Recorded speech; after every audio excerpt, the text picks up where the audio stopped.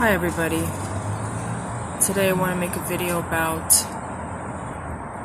why victims of prior abuse end up in situations of abuse on a recurrent basis. Now, when we think of the ultimate victims of abuse, we think of children, young children that are born to abusive parents.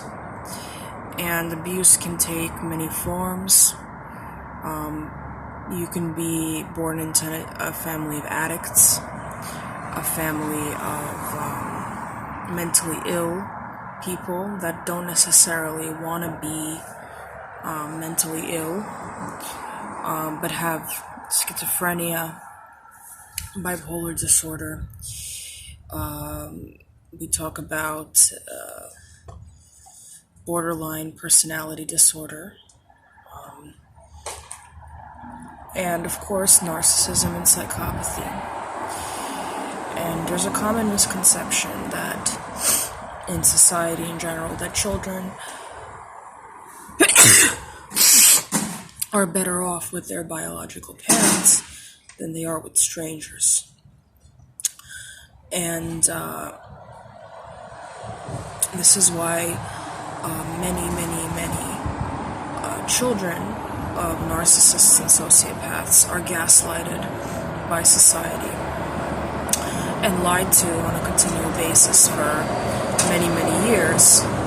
Because if you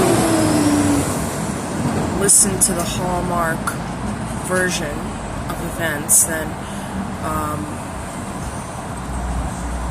people will tell you that your parents love you no matter what they do, that parents are not perfect, that parents are this and that, and that you shouldn't escape your situation with your toxic family precisely because they are your family, irrespective of what they do.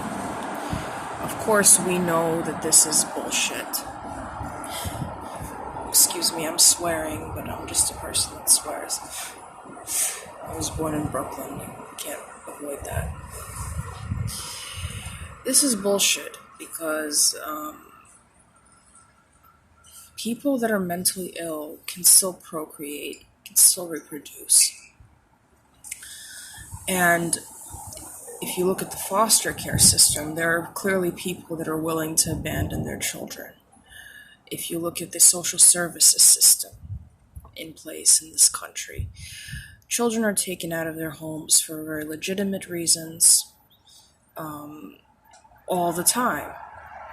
But that's never portrayed on the media because the media wants us to believe in extremes. So we either get the Diane Downs scenario where you have the mother that is a clear sociopath that almost murders all of her children and enjoys the media attention because of it, or we get the very Hallmark glossy version of events where people become teary-eyed about their family members, even in tragedies like September 11th.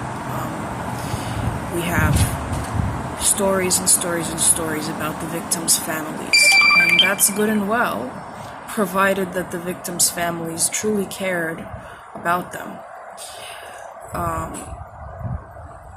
I think that that's a beautiful thing, to have a family unit that is maybe imperfect, but where there's some sort of connectivity between the people emotionally, where there's love and trust and all of those things.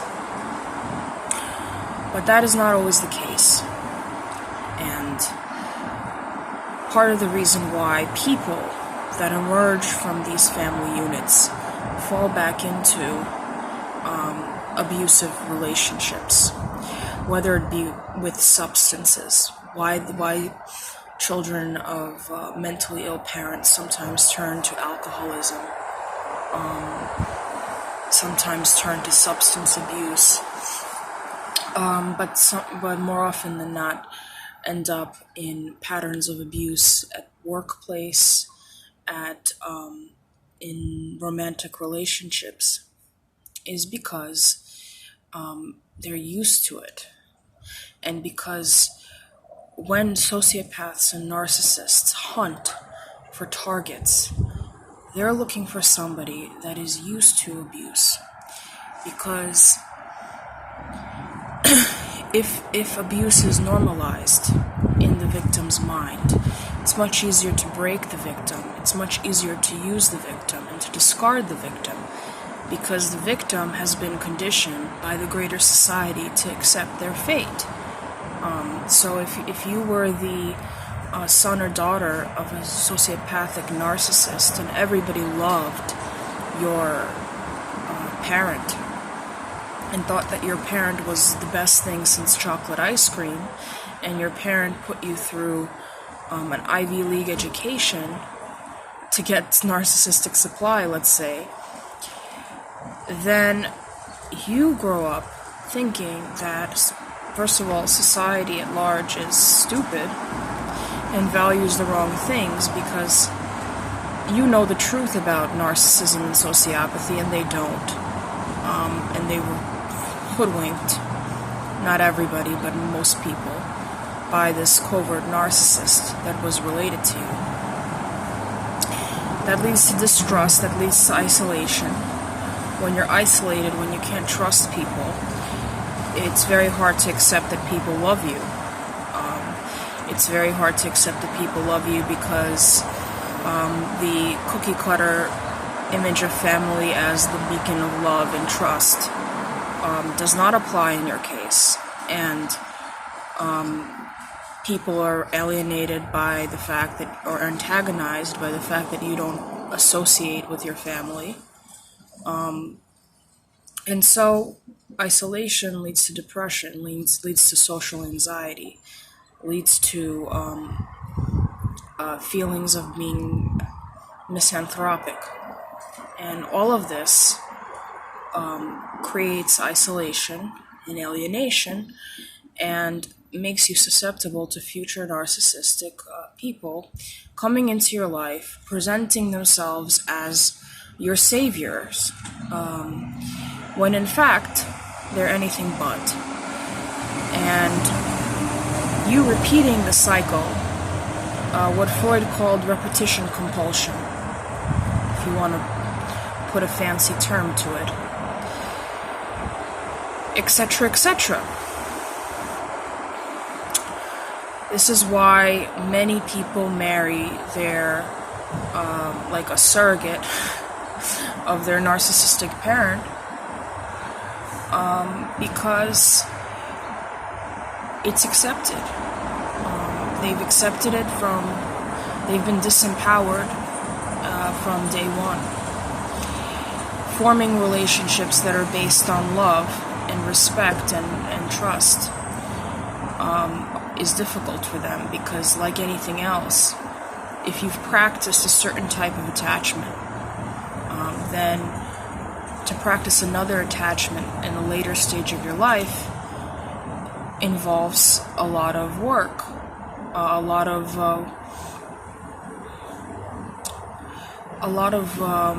introspection and a lot of reflection on what you're doing wrong. Why is it that you don't believe people love you? Why is it that you shy away from true love or respect or anything of that nature? But the good news is that children of narcissists, they're capable of love. If they wouldn't be capable of love, then they wouldn't go through this spellbinding relationship with the narcissist. Because if you think about it, you had to really love them. And your love had to have been very authentic in order for you to withstand all of the things that they were throwing at you, all of the whirlwind situations that they were putting you through. You'd had to have some sort of love for them. And The trick to get out of this cycle of repeating abusive relationships is to give that love to the right people. The right people will not be close to you off the bat. It takes time to create trusting relationships. It takes time to develop normal bonds, normal emotional bonds to people. You can't give all your trust to somebody in one instant, and you're used to doing that, which is not a good thing. You have to allow the relationship to run its course, to evolve. And that's why I suggest finding a circle of trust.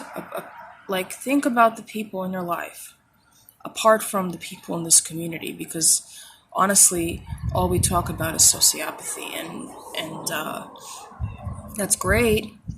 that links us together, but the idea is to kind of break out of that mold at some point.